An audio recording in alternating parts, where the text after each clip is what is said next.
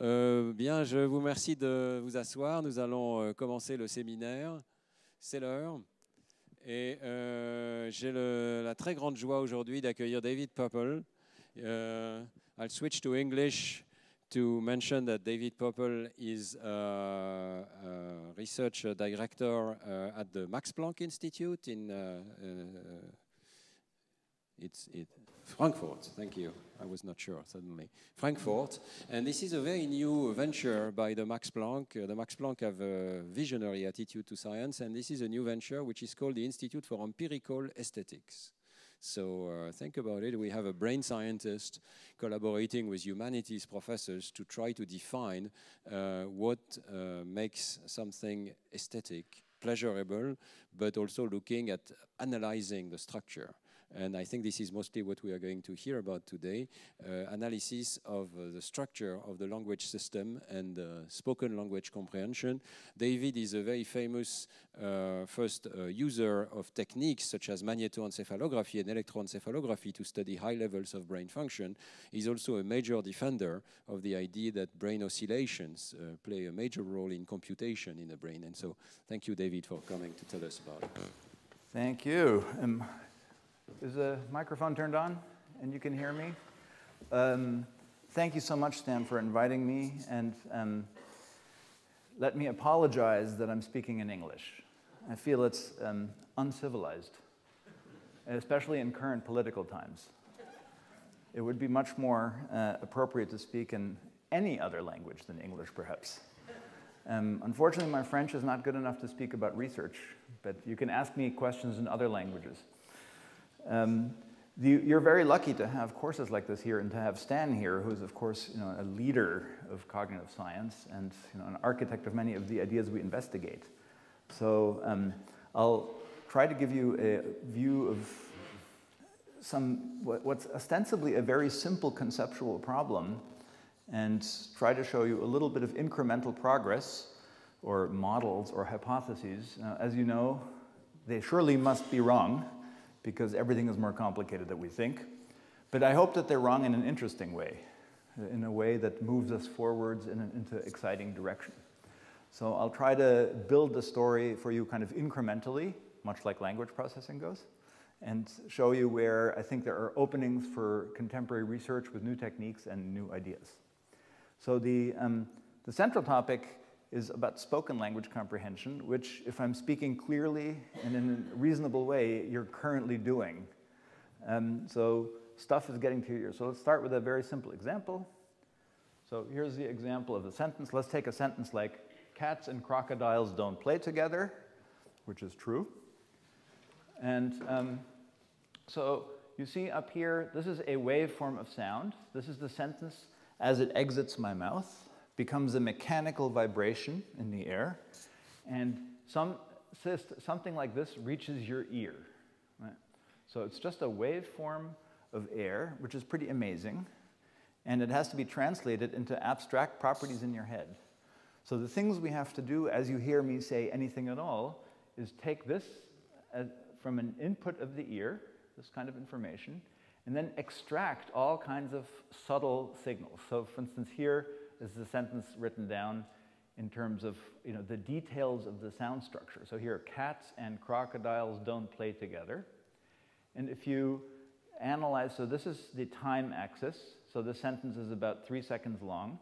And this is the frequency axis. And you see when you analyze something, this is called a spectrogram. Many of you will have seen this before. Some people call it a sonogram. And in a spectrogram, you can see there are little acoustic features, bursts of energy, which have particular characteristics. So here we say there's a burst of energy here, a consonant burst, and there may be little transitions or the voice doing something.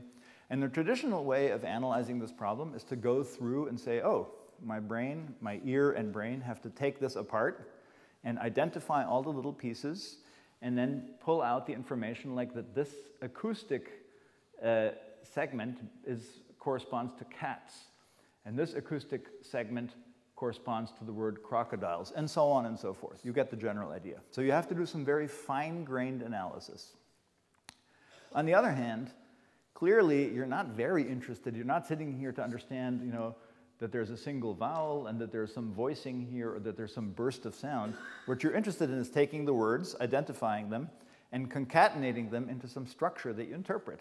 I mean, you're interested in understanding something like they don't play together, right? That's really what's at stake. So you must be able to extract individual parts, like the words, and then concatenate them into some structural information. And so I want to talk about both of those parts today. One is, how do you actually segment the information into usable primitive elements, like the Lego blocks of comprehension? And then how do you assemble the Lego blocks into structural representations that underlie the interpretation? So those are kind of the two parts. They're very straightforward, and I hope to give you some experimental examples of how we think about the problem. So let's zoom in on the first problem a little bit more. So what I call from vibrations in the ear to abstractions in the head. Here's the information that the ear gets, as I just told you, very just mechanical waveforms. Literally, your eardrum is being vibrated, like, banging against the head. Then something more complicated happens in your brain. So maybe you like to use some tools like MATLAB. This is like MATLAB in the brain. So this is time and this is frequency again. And you do a kind of decomposition of the signal that comes to your ear in the brain. So far, we're talking about physics. Now we're talking about neuroscience.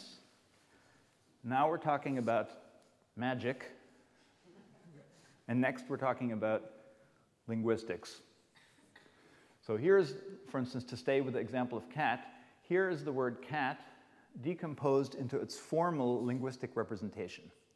So what you have in your head when you understand the word cat, or you speak the word cat, you represent the word cat, is, among many other things, the formal specifications of what underlies these individual segments. These are called distinctive features in the literature of linguistics, and you have to extract all of these bundles of information and then put them into their correct order to extract something like this.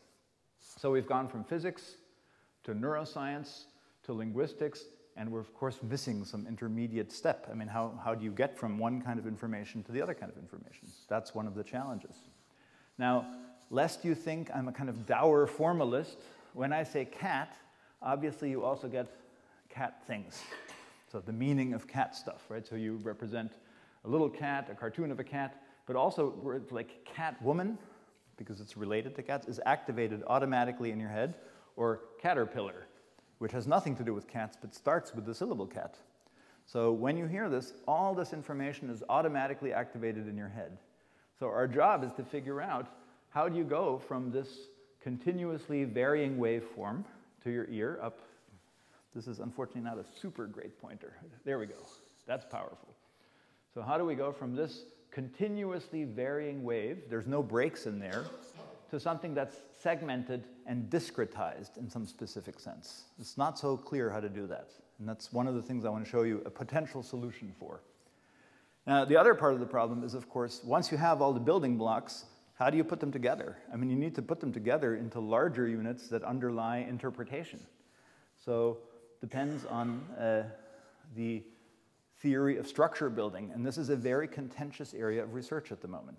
So how do you actually take words and put them together such that they're either just sequences, just a string of beads, like a chain, like a beautiful pearl chain from Saint-Germain in an elegant shop, or is it more like a sculpture, like an Alexander Calder, with complicated structural relationships between them? Those are kind of the alternatives that we have to think about. And what has to happen in your head is that some sentence has to, in the end, have some representation. This is the sentence, the dog saw a man in the park. Sorry, you can't see it very well. The dog saw a man in the park. And ultimately, you build up an internal mental representation of these structural relations. And so it starts with very little. Something like a word comes in, like the, and then you have to slowly and iteratively build up these structures. They get larger and larger, and as information comes in, you build these what are putatively abstract representations. So far, so good? I mean, this pretty abstract process. If you feel strongly inclined, let's say, towards the world of Google, it looks more like this. So this is an implementation of a particular parser, the one that Google currently favors. So you see, you have to do iteratively a step of little computations, taking some item, taking another item, relating it to the first one, relating it to the second one, and sequentially going through. That's sort of the kind of stuff that happens. Okay, so what is in common between these? I mean, something is tricky to solve here. Well, the larger scale commonality that I want to kind of sensitize you to requires that we zoom out 1 second or 30 seconds to how we think about time more generally in processing. And the way we usually do is through the lens of Newton. I mean, Newton's classical, in the classical sense of mechanics, Newton had a very specific notion of time, which is, in some sense, the cartoon is time flies like an arrow. And his definition, which I think is very beautiful, is absolute, true, mathematical time of itself and by its own nature flows equably without relation to anything external, which is very hard to understand in English, but it means that. And what's your intuition? Well, your intuition about how time is processed is also a very continuous experience. And so you have the experience of the world happening to you, not in a sort of chopped up way. But one of the messages and one of the kind of underbellies of the processing we do in our head is that it's actually rather more segregated. That is, although we experience it as an arrow of time or a continuous variable, it's really chopped up into islands of sequential chunks. And even more particularly, and this is kind of speaks to the talk throughout, what happens is that you do it on multiple time scales. So under the hood, if you're thinking about this like a car, you're a car mechanic, you're taking the car apart because it's an old deux chevaux or something, and you have to look in the engine, fix it. In the engine, you see this. This is actually the structure of the machinery, but your experience of this is a very continuous thing. So we have to chop things up into smaller units that we use for information accumulation and the computations underlying. So far, so good? So you do something that's completely unanticipated. Okay, now I want to relate these things between brain and language. I want to try to figure out how do these potential ideas relate. And there I want to, staying at the zoomed out level for 1 second before we go to experimental research, tell you what the possible options here are. Because as somebody who works on brain and language for a few years now, it's not so clear what the end game is. It's not immediately obvious. So let me give you the possibilities. So let me first give you a nice quote about language. Here's an example of language.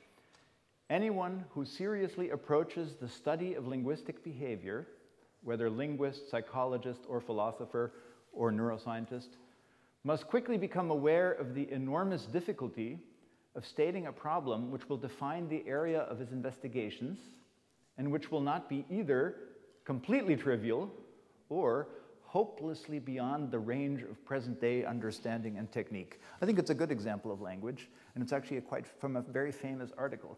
It's from a paper by Noam Chomsky from 1959, critiquing Skinner's book, Verbal Behavior. It's one of the kind of founding documents of modern cognitive science. And if you haven't read this review, run, don't walk to the library and read this very influential paper. It's quite astonishing. If you are in the sciences and you deal with reviewers, this is the ultimate reviewer number 3. This is the reviewer number 3 that takes the rug out from under you forever. But it's a nice example of language, and actually it captures a good idea, is are we in fact capable of answering deep questions? Now here's an example of a brain. You've seen many of those in Stan's course. And you might ask yourself, well, why should I bother studying these together? I mean, it's not. So why do this? What could we possibly learn? And I think there's 3 possibilities, and all of them have to be weighed carefully. So one possibility, which is the most optimistic one, is that by studying the brain, we're going to learn something about how language works. As we're going to, in different experimental setups, get deeper and deeper insight into linguistics and language processing more generally. That can happen, but at the moment, I'm not so optimistic. Right? I think if a student came to me and said, I really want to learn something deep about language, then I would send them to study linguistics and not neuroscience. There's another possibility that we learn something about how the brain works. that seems to me at the moment more promising. That is to say, we can use language, which is actually a kind of reasonably well understood computational system, to probe how the brain represents and processes relatively complicated abstract information. So I think that's a little bit more optimistic. But then here's the real possibility, the real danger, is that we learn nothing. That is, it's an example of what I call interdisciplinary cross-sterilization. That is, of course, we're asked to be interdisciplinary. All our grant applications, as you know, say, oh, you should be working with, it would be a wonderful collaboration between a syntactician and a geologist, or an astrophysicist and a phonologist, or something like that. But it's not obvious that you actually learn something that you can interpret. But now, on some bad days, I believe that. But let's assume today is a good day, and we proceed. Otherwise, we should stop right now. So how do we proceed? Well, we try to understand, we break the problem down into smaller problems. We use the method of Descartes, I guess. Discours de la méthode, I think it's called. Probably given in this, somewhere around here. Although I think when he wrote it, he was in Ulm as a soldier. So we make complicated problems and turn them into small problems. How do we do this? So I want to do this sort of like a physicist. That is, I want to identify the elementary particles, or depends on what your favorite metaphor is, the atoms, the elementary particles, the basic building blocks, the Legos. And to do that, I am going to turn to my colleagues from, let's say, linguistics, if I'm studying language, or music theory, if I'm studying some aspect of music. And how do I do that? Well, I can write to all my friends and colleagues who work in that domain. So suppose I write to everybody in the Linguistic Society of America, or the Deutsche Gesellschaft für Sprachforschung, or whatever the French equivalent is, and I ask them, look, can you make me a list of the foundational concepts of your discipline such that if you don't have that concept, you can't explain the phenomena anymore? Right? So the primitives of the theory that are constitutive of the, so if you don't have them, the range of phenomena you're trying to explain are no longer accessible to you. And you can then come up with many lists, and of course they are debated, but they're going to contain, let's say, concepts such as, let's say, syllable, or the concept of a morpheme, that is, smallest unit that carries meaningful information, or the notion of a clause, or the notion of a distinctive feature, and so on and so forth. Right? So you can come up with a list that looks approximately like that. You can do, by the way, the same thing for music. I'm not going to talk about music today, only sort of obliquely. But I made this list with Fred Laerdal, who's a music theorist and composer at Columbia University, known mostly for a very famous book with Ray Jackendoff, Generative Theory of Tonal Music. And we came up with this kind of list of representational primitives. Right? So things like discrete time interval, or octave-based pitch scale, and so on and so forth. So far, so good? So we make the alphabet. So we have the alphabet for language. We have the alphabet for music. And so we're now in the domain of, let's say, linguistic, music theory, psychology, computer science. Now, what about the other elementary particles? Well, we have to look to the brain. So the brain, of course, has its own hypothesized neurobiological infrastructure. There, I mean, this is the course you're in to some extent. So there's many levels of organization, and we're not going to talk about that here. I mean, this is obviously reasonably well understood. There are generalizations or primitive elements at the level of, let's say, neural circuits on the order of millimeters. Larger maps, let's say maps that encode, for instance, the visual world as retinotopic, or the auditory world as tonotopic. So there's maps at a larger scale. There are smaller organizational networks at the level of synapses and so on. So there's an alphabet or an infrastructure of the brain. So we have the psychology, linguistics. We have the neuroscience. But I need some linking hypotheses to figure out how is one domain processed using the infrastructure of the other domain.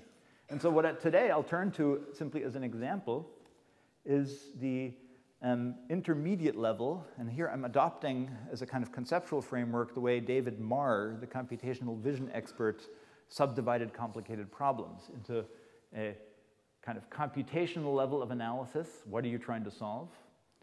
An algorithmic level of analysis, how are you going to do that? And an implementational level of analysis, how are you actually going to build it out of wetware, hardware, so on. So what I'm arguing is that some of these algorithmic operations actually hold across domains, and the kinds of things that happen in your head are things like discretizing information. That's how we started with the speech example. You have to discretize cat, and you have to pull it out.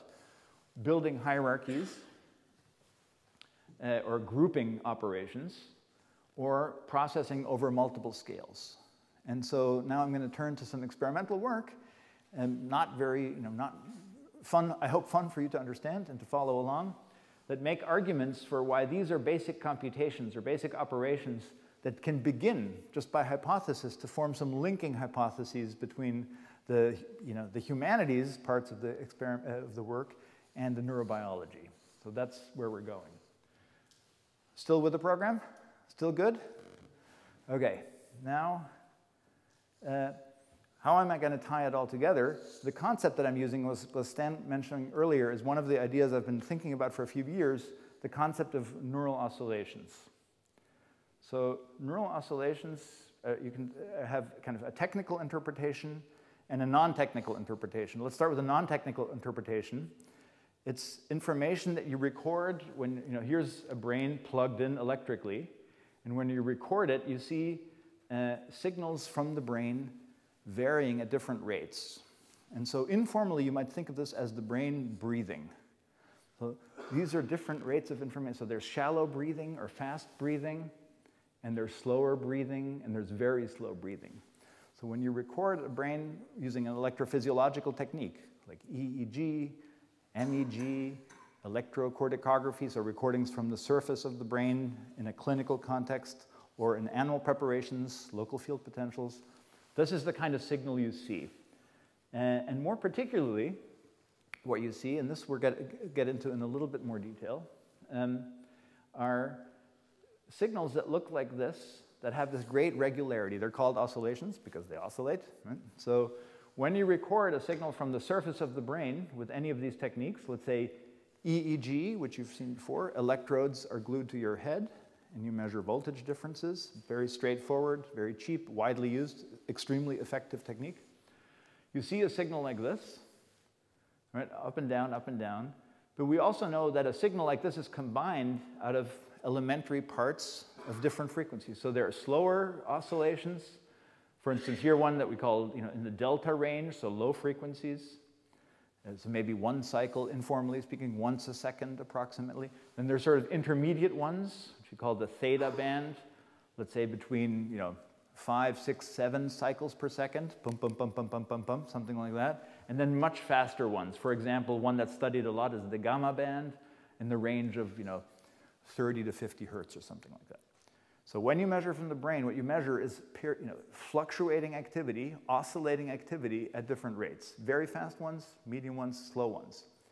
Now, this is not a lecture about how these things are generated. There's a huge amount of research on exactly what generates these things, where are they coming from. They're actually in many parts of the brain.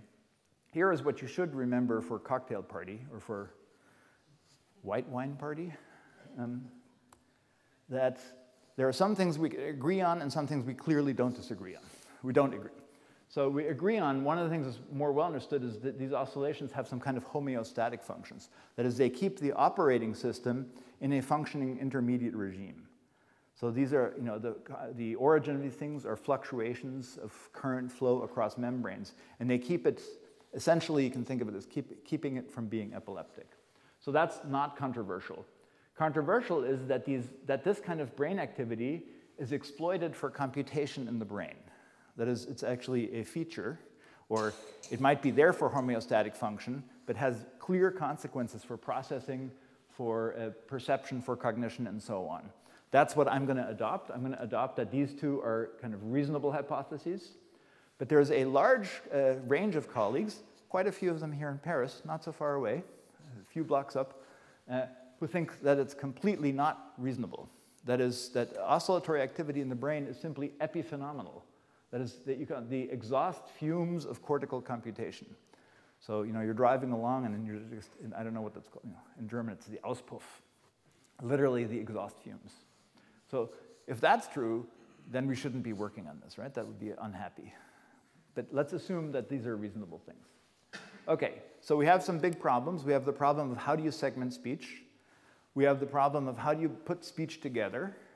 We approach it by looking to the cognitive sciences, by looking to, let's say, linguistic theory, and we approach it by the neurosciences by looking to this concept, the concept of cortical oscillations. So now I'm going to give you just two slices of experiments that tell you that this is actually an interesting way, at least an interesting lens through which to explore this problem. So let's start with the first one, which is, I think, pretty straightforward, and it's very important because it's the foundation for the second set of experiments. So try to read this. This is the audience participation part.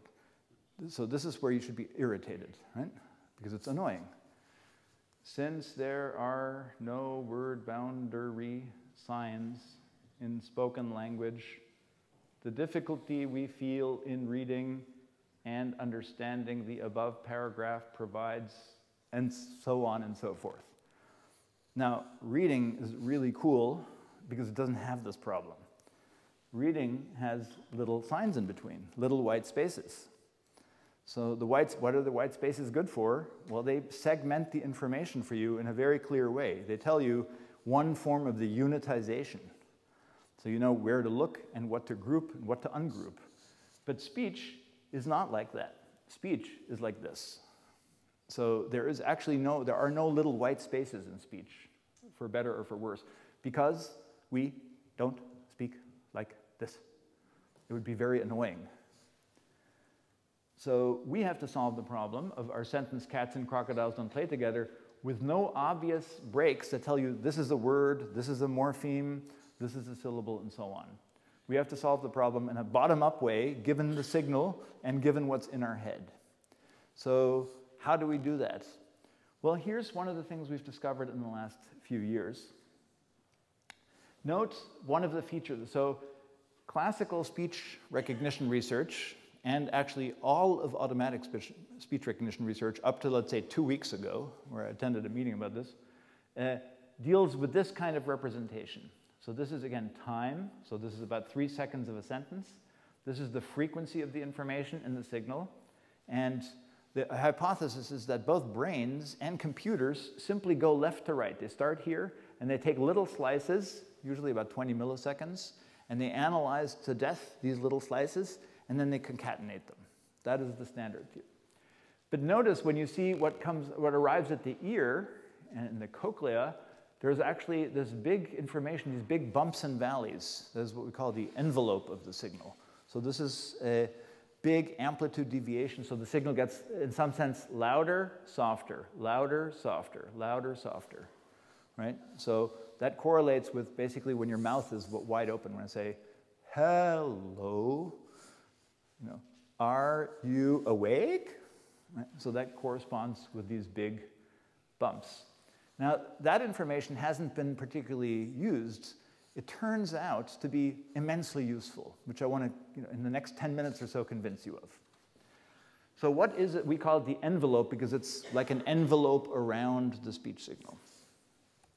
Okay, what can you find out? Suppose I take one of these electrophysiological techniques, such as EEG, MEG, electrocorticography, anything. One thing that's been observed very robustly now for many years is that when you take this envelope of the speech signal, there's these big fluctuations of what's coming to your ear, the brain actually locks directly to the signal. And we call that entrainment. That is, the brain signal entrains or locks on to the speech waveform. And you can think of it as the waves of the brain surfing on the waves of the speech in a very close correlation. So they sit, right on top of each other. So this is quite robust. So we got auditory cortical activity. So that's this part of the brain, right? This is part of the brain in your temporal lobe, kind of conveniently next to your ears, unlike the visual system, right? Eyes are here, visual system here. Good thing about hearing is ears are here, auditory system here. Well designed. So your auditory cortex entrains to this envelope. And you can see that in many different experimental preparations. So let me give you just a couple of examples to assure you that it's not a outrageous finding. So you can do that. This is just participants listening to a story. This is like you. You're sitting there. I can put some electrodes on your head. I can measure the brain activity, and we will find this. So very close following of the thing. Now, suppose I show you a movie. So you're sitting there watching, let's say, a good movie, a French movie, not an American movie. It works there too. So auditory cortex tracks the information that's in the audio track of the movie, but it also tracks the visual dynamics, something that happens there, and vice versa. If I record from the visual cortex, it tracks the visual information, but has access to the auditory dynamics. So the brain is very, very tuned to these local dynamic variations and can coordinate them across sensory systems. So both the visual system and the auditory system talk to each other and provide the kind of readout of the subtle dynamics of something. So it works for speech. It works for multisensory things. Suppose I do something, more real life, like a cocktail party. Although that's not in my life. I've never been to a cocktail party. That's something from the 50s, I think, from the show Mad Men or something. So imagine you're at a party or at a bar. I have been to a bar. And you're trying to talk to two people. You're sitting there or standing there, and there's a female speaker and a male speaker, and they're talking at the same time. Blah, blah, blah. No, no, no, no. Trump is bad. No, he's great. So you have this conversation, and I'm recording you. In this case, it's a little bit more. It's a cocktail party in which the recording happens in a hospital because this is with electrocorticography. So you have implanted electrodes in your brain. So it's an unusual situation.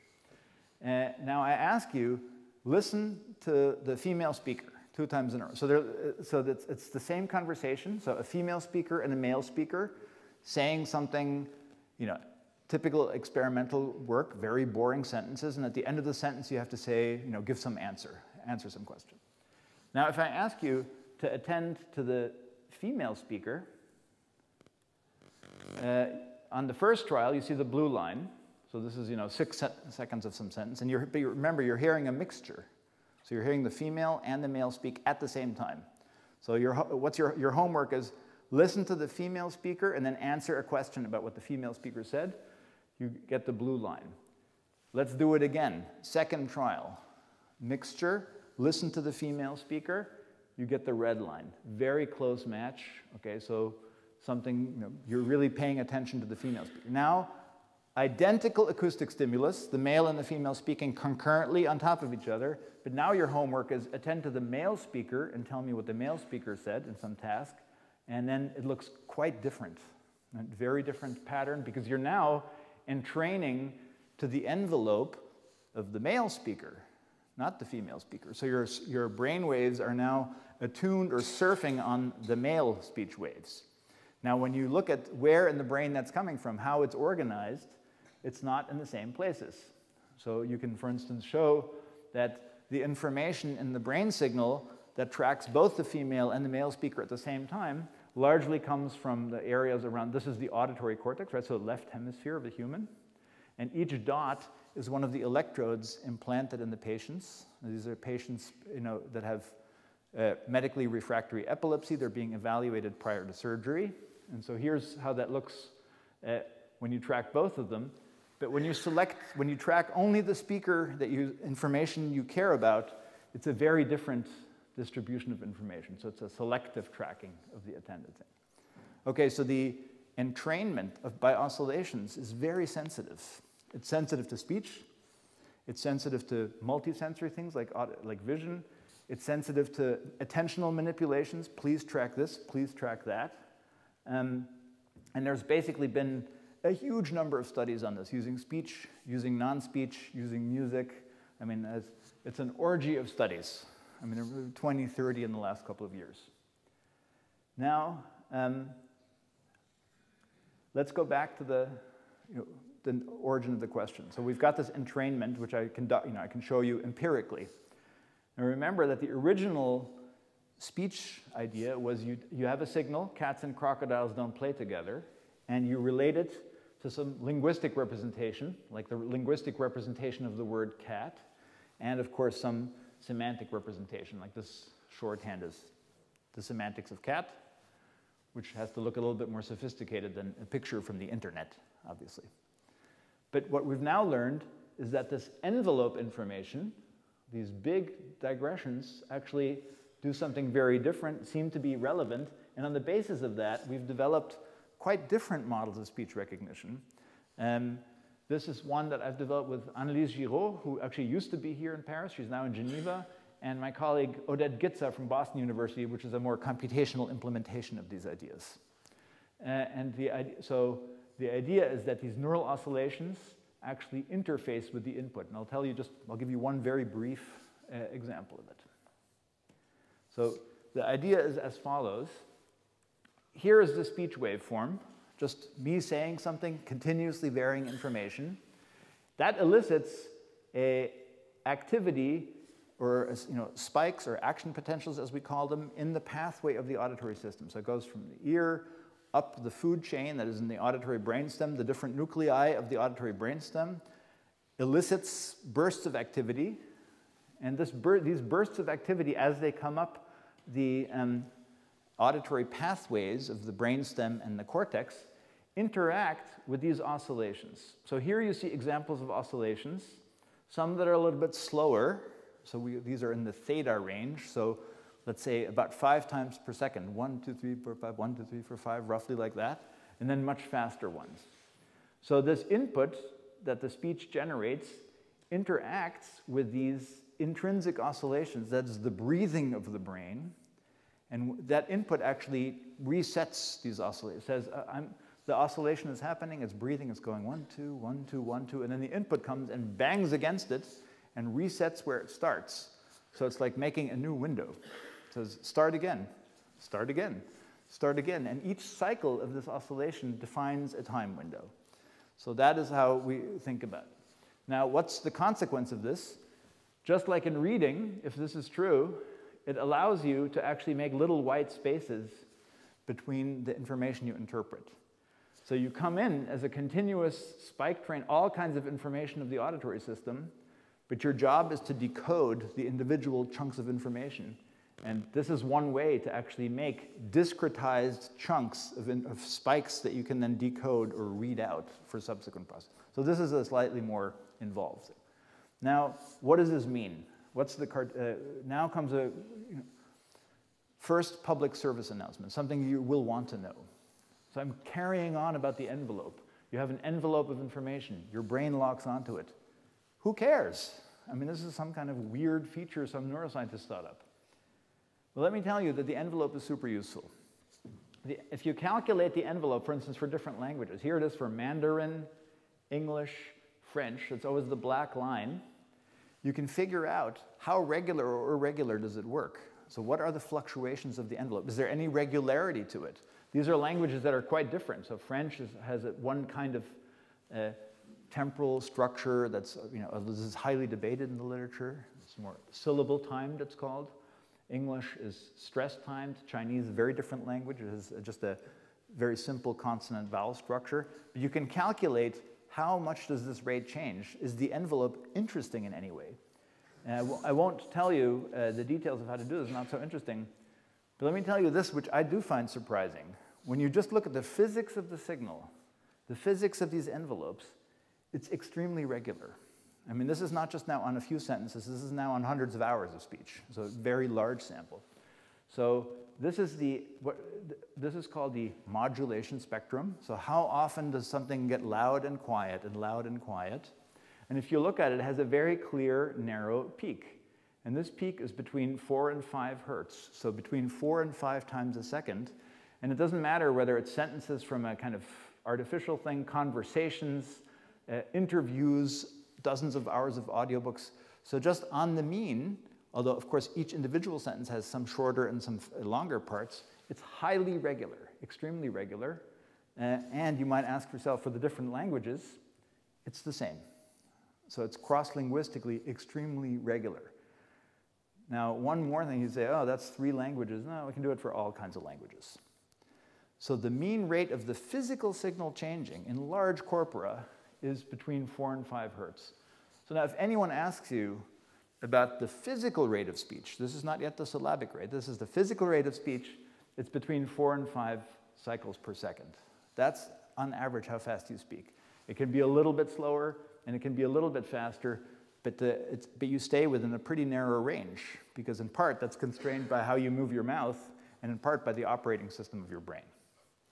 Okay, so why is this useful? You might say, well, this is another weird thing. This is useful because the time unit that's defined by this modulation of the physical signal relates directly, we've done it for music too, the time unit relates directly to syllable size duration cross-linguistically. So if you actually take this envelope and you take a unit of that, what you get is an estimate, a mean of the syllable duration. So here's a recent study, a cross-linguistic study of syllable rate, which is, here it is for English, for Japanese, for German, and so on. Okay, so now we have the story beginning to fit together a little bit. So we put speech into your brain. You're lying in a machine. We record it, and it shows you that the brain locks onto it with oscillations of a certain frequency. We measure the physics of the signal. The physics of the signal tells us it's very regular. Then we look to linguistics, and it says, oh, this matches very closely what syllable rate is like. So now it begins to be kind of useful. So we have an alignment or a linking hypothesis between physics, namely the modulation spectrum of speech, systems neuroscience, which is the theta rhythm, this is the locking on to the envelope, and linguistics, namely syllable duration cross-linguistically. So that's actually useful. How can we make use of this? Well, we make use of this by saying, here's our intuition. Here's my sentence. This is the sentence. She had your dark suit in greasy wash water all year. Not nice. And here's what it looks like in a spectrogram. So this is more or less as the signal comes up from the ears into the brain, into the auditory cortex. The brain locks onto it, right? So the brain waves, the oscillations lock on. And now you use that to break it apart. So it's a way to segment into coarse temporal chunks, which are then the Lego blocks for the next decoding step. So entrainment can be an extremely useful operation to actually make temporal units of things to then check what is my syllable structure, what are the words I'm looking for. So you've inserted the white spaces where there previously were none. So I think that's pretty useful. So oscillations can form the basis for segmentation, or can be one of the operations. There's many other things to do. Does that make sense? Sort of, the entrainment is very regular and might have something useful to do. So now let me skip ahead a little bit. So now I would be, in the real world, I would now tell you in some detail about why you should believe me, and why when I make the oscillations go away, it's very important. Maybe in the questions I can give you a brief example of that, because there's some cool experiments we've done to show that if the oscillations aren't there, bad things happen. But let me turn now to I want to build on this concept of entrainment and get to the structure building. And that is a slightly different story.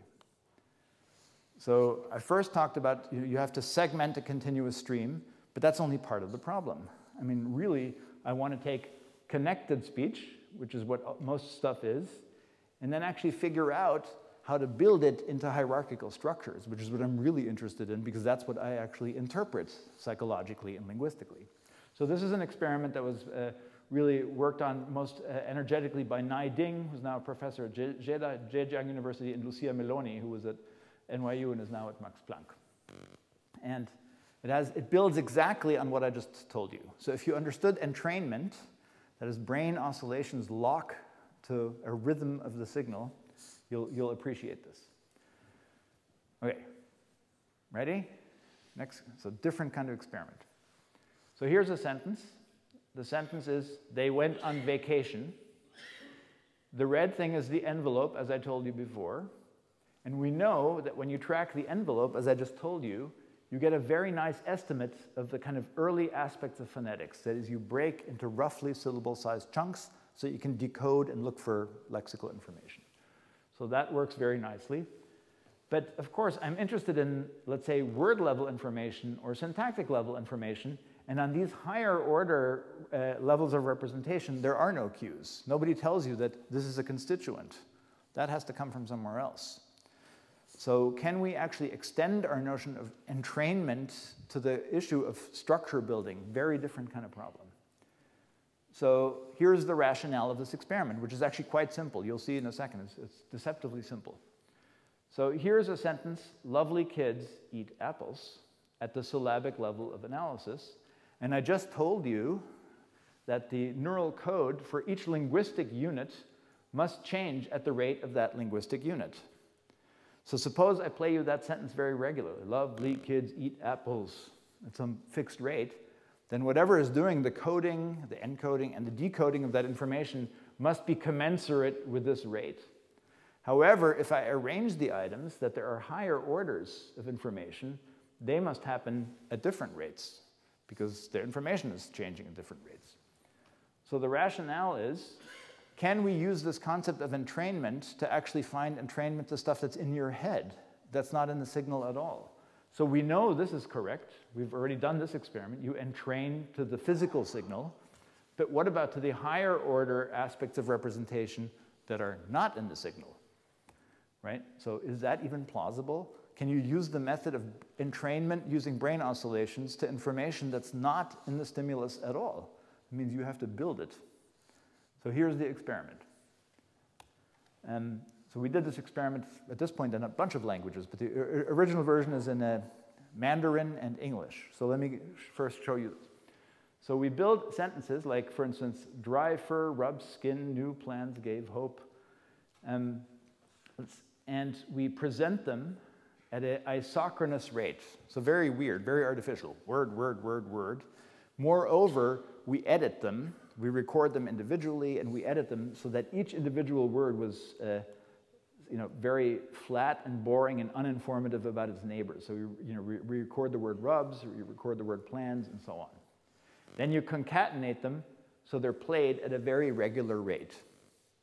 Now, when you do that, and then you arrange the appropriate information, you can make it so that at the phrasal level, so when you build constituents, if you do build constituents, they change at a lower frequency. And if you arrange those to build entire sentences, they're at an even lower frequency. So now you're lying in this machine. This is an MEG experiment. So you're lying in a big hair dryer. You're recording electrophysiological activity from your brain. And you're hearing these continuously. So this is, I'll play you the stimulus in a second, but it's really like, dry fur, rubbed skin, new plans gave hope, lovely kids, and so very regular. And you do nothing. Every now and then you detect an outlier just to make sure you're still alive. Okay, what does it sound like? Here's what it sounds like in Mandarin. For the Mandarin speakers among you.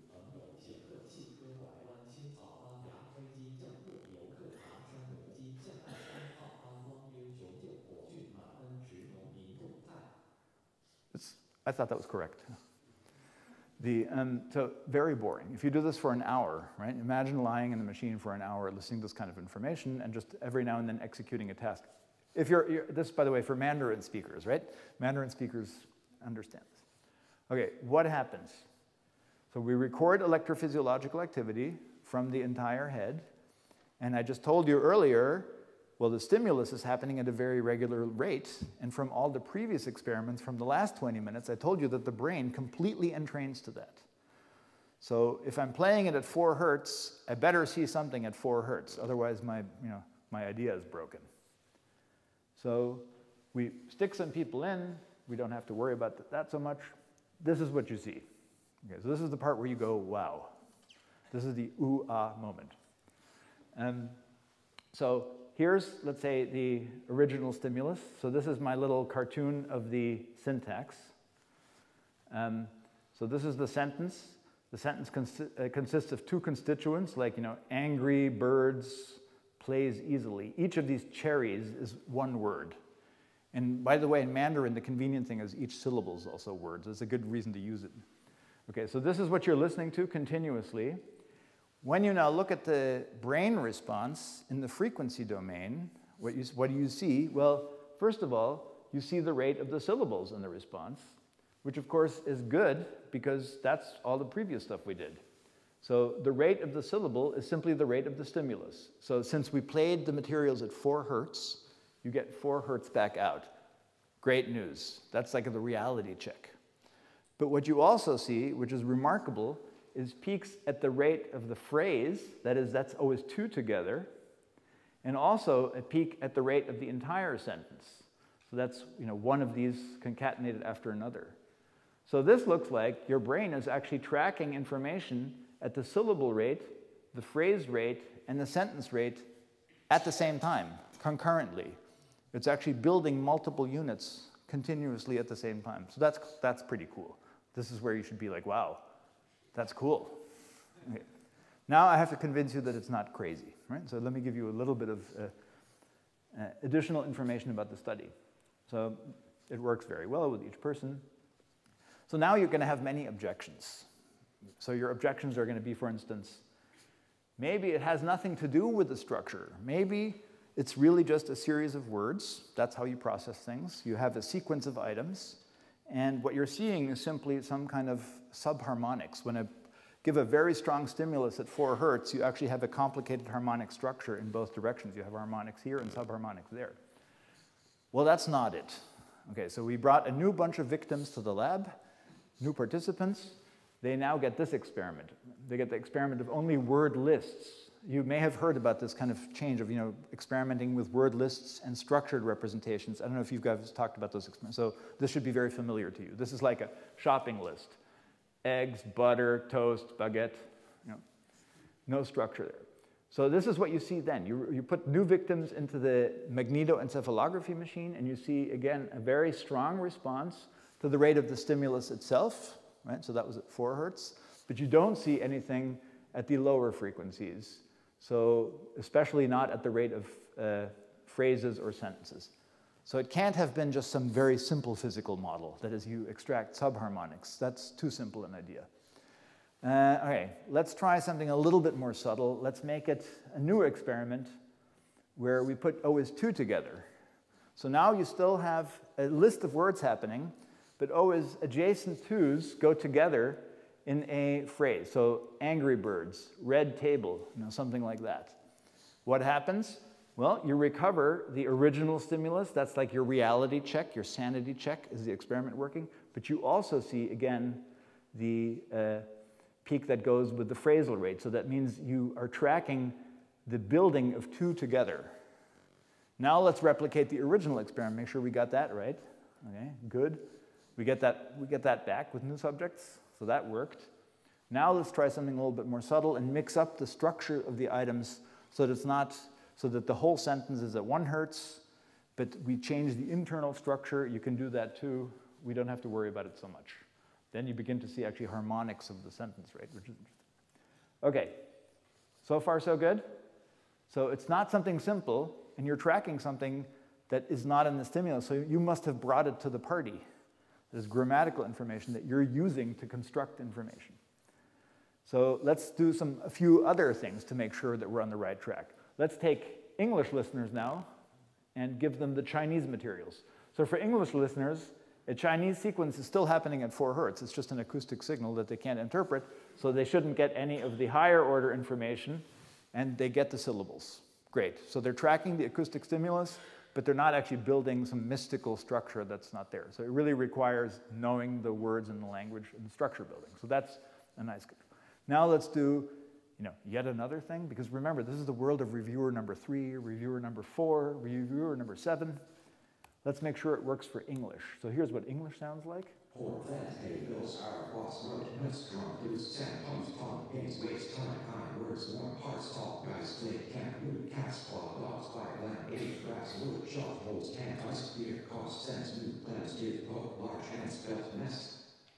It's horrible. I mean, imagine doing that in any language. But that's what experimental work is like. It's an exercise between creativity and suffering. Okay. The experiment works again for English speakers to make sure it's not an. So we have in English. Now we've done it also actually in Hebrew and French. We've done it in German. So it's pretty generic. We can use it now as a method to test ideas. Okay. So quick conclusion for this part now is, so the cortical activity that we see is entrained, as I told you in the first part, to the phrasal and sentential rhythms of speech, but they're not in the signal. They're not there. And it must be, so it works for English and Chinese, and it can't be that you're tracking something about the acoustics because we got rid of the acoustics. Each word was recorded individually, it had no intonation contour, there were no cues, so it can't be just you're tracking interesting acoustic information, which we know you do. We tried to eliminate it. Okay, now comes a tricky part. We think this is a very reasonable way to proceed because we're informed by the ideas of linguistic theory that you actually do build structures. But a very reasonable and important objection is to say, look, we don't build structures. We simply track statistical relationships between sequences, between items and inter-item relationships, transition probabilities, say. So you're not actually tracking structure at all. You're just tracking adjacent probabilities. So for that experiment, we have to do something a little bit different. We now bring a new batch of participants, or victims, to the lab. They now get exposed to a fake little toy language that we teach them. And that toy language has the very annoying property of no matter where you are, you have a 1/5 chance to be near the next item, right? So it has a fixed transitional probability between every item, between sentences, within sentences. So now you have the horrible task of coming to the lab, spending some quality hours listening to this junk, to make sure you kind of press in the notion of regular transition probability. And this is what this sounds like. This can really make you crazy. This is like migraine-inducing. John sees flesh, Redact wrote a book, Redact sees flesh, Jess wrote a poem, Redact didn't answer, the girl speaks Russian, the boy wrote, I'm sorry, the boy didn't move, John didn't come, Redact speaks English. Imagine that. And that's several hours of just in the training period, not just the experimental. But why do we do this? We do this because this makes different predictions. If the prediction is that you're tracking the probabilistic structure of the input, and we overtrain you on that probabilistic structure, the response profile should be quite different. The response profile should be, when you look at this, so here's now your sentences, here's the events over time, then we expect the event frequency basically to be tracked, because we've now held fixed transition probabilities. So I'm not tracking the constituents, that is the grapes put together into larger units, but I'm simply tracking probabilistic structure over time at a particular rate. That's a very popular theory at the moment, and it has a lot of merits. I mean, it does a lot of useful work, this theory. And the question is it right for the brain? And the answer is it is not. I'm not going to go through the whole, and so this is the prediction that should look like this, and let me just cut to the answer. The answer is that it actually looks just like the regular sentences. That is, you don't just track the event rate of the stimulus, but you track the internal rate of the phrases and the transitions between the sentences as well. So it can't be that you're simply tracking transitions or just the surface statistics of the information. It must be that you're actually using the structural information, which is a more provocative and currently unpopular conclusion. Okay, two more things, and then I think I'm done. So this has been, so we know we're building structures. They come from your head, they can't come from the stimulus, so you must be using some information. Now, an objection that's very reasonable is nothing ever sounds like this. You know, you don't have isochronous speech going word, word, word, word, word, word. Can you do it? Does this scale up to a more naturalistic context? So suppose I make sentences that are actually just mixed in length and duration and so on. So do another experiment. Thank you, reviewer number 3.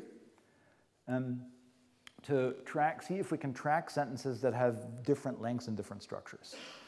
Now, there, you can't use the same analysis anymore because you're now no longer presenting isochronous information or frequency tagging the information, which has been a popular technique for 10 years or more. Here, you play variable sentences, right? So sentences that have sometimes a few syllables, sometimes long syllables. Here, I'm just plotting 4 to 8. So here's, let's say, 2.5 seconds of a sentence. And these are the these are the brain responses, just the power of the brain response for different sentences of different lengths. Here they are, all now put kind of to one, adjusted, normalized to one kind of plot. So at this vertical boundary is the boundary between the previous sentence and the new sentence. Now, as you can see, this goes 5 syllables back. You get a clear dynamics of change across the sentence and a clear onset of a new sentence. But where is that coming from? That also is not in the signal. That is, to track that and to actually see dynamics of constituent structure changing across a natural sentence requires that you had access to it. Either you had to close the bracket of a sentence, or you had to open the bracket of a new sentence, but it doesn't just come for free. You actually need to build that. And if you now make manipulations, for instance, of changing the internal structure of these, so let's say noun phrases that are a little bit shorter or a little bit longer, you can actually show that you differentially track the internal structure of constituent size. Now, we knew already from a very famous paper from, I think, 2011 of Stans and his colleagues that you're very sensitive to constituent structure. And in fact, you track the dynamics of your brain tracks the size of constituent structure. This basically adds to that in saying that you track that dynamically in real time. That is, you're sensitive to structure size and structure organization. But that doesn't work so easily unless you have the structure, unless you have constituents that are an equivalence class or a kind of computational primitive. That doesn't work. So it must be that this is an argument why you need that infrastructure. Okay, last example. Another reviewer said, this is all very nice and good. I'm kind of happy, but I'd like to know where these signals are coming from. Yes, of course, we all want to know where these signals, but that's very difficult. With EEG and MEG, given periodic signals of this nature, that's a very difficult problem. Standard source localization techniques can't solve that very well because the sensitivity to correlated sources, and here in correlated signals, these are very much so. So we did a final experiment localizing the sources in, again, patients that have implanted grids, like the ones I showed you for the cocktail party. So same kind of patients, they're in the hospital, they have implanted, each dot is an electrode. This is all the electrodes in 3 patients and 2 patients in the right hemisphere where they're being recorded. So now we have a direct view of surface recording of the brain, and we know where is this information coming from. And here I just give, it's a little bit preliminary. It's only 5 patients. It's really not enough data. But what we now do is we do the same experiment, right? So this is English-speaking patients or participants. So they hear the frequency tagged information, new plans gave hope for the whole time. And the question is, can we track, again, the same response profile? And where is that information? And here's how that looks. So using slightly different analyses. So here's one analysis using one kind of response. So, and when you analyze this kind of data, a very popular method is to look at what's called the power in the high gamma band. There's a very broadband response. It goes from about 80 to 200 hertz. It's not an oscillation, actually. But it's a kind of surrogate for multi-unit neural activity. So it's a good view of brain activity. So when you look, let's look at the high gamma power. So that's very localized brain activity. And particularly interesting for me are these red ones down here. So these are the electrodes that showed sensitivity to the phrasal structure building and the sentential structure building, but not the stimulus. I'm not so interested in this. I mean, I kind of know the stimulus is coming from the auditory cortex, right? That's where I put the stimulus. But where is the structure building operation? And here we find it with this analysis kind of more spread. So, some temporal lobe, a little bit of here in the posterior aspect, maybe inferior parietal lobe, and then inferior frontal lobe. That's so there's not one spot. That's kind of the message. There's not a single spot that says, I'm doing the structure building right here. There's multiple spots doing slightly different things, which again converges in an interesting way with the fMRI data that Stan and Christophe reported a few years ago using a slightly different technique. So there's not a spot that builds structures, but there's multiple spots that are possibly, this is what has to be investigated, differentially sensitive to sub-operations. If you do it in a slightly different analysis, so that the low frequency information, that's a little bit more like EEG or MEG data, so it's more compatible with our previous experiments.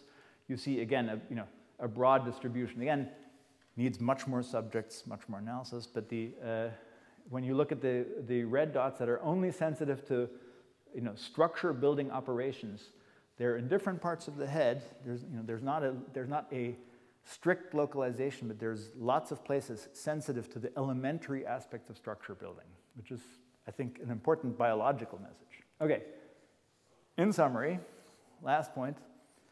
So what have I told you? Well, the brain, or circuitry of cortex, can generate, not just can, does and must, and ubiquitously, generate slow rhythms. And these slow rhythms can actually match the scales of larger structures in speech, even when they're not in the input. That is, as I build these larger sentential structures, I have activity that is able to track, using various mechanisms, these long things. But here's the important kind of conceptual message that's beyond the kind of experimental minutiae, which are important, but maybe not important for the larger bit. The larger point is that this tracking that I've demonstrated to you, and tracking of the larger units in particular, is, in our view, based on grammar, on an internal mental grammar, and has nothing to do with either acoustics, because we got rid of it, or statistics, because we got rid of it. So it's an argument that structure building happens necessarily by rule and on the basis of the internal grammatical information that you carry. Now, the linguistic information that we presented is extremely primitive. It's a linguistic information roughly at the level of 1957, but it's very important. It's structure building operations that you can strip away from statistics or acoustics. It's really the notion of syntactic structures of the mid-50s that's actually at stake, and is an argument in favor of that kind of view. So this is a paper from last year by these lovely postdocs. You can, 5 stars, highly recommended. And the message then is that the temporal structure of speech, whether you're listening to me talking or you're actually building abstract structures, requires that you process on multiple scales. There's the local scale of the signal and ever larger scales, but this happens concurrently. As you track little things, you build the little Lego blocks, and then you put the blocks together into larger abstract units at the same time. And that's how you build the representations that underlie our processing and comprehension. And I think that's it. Thank you very much for your attention. Appreciate it.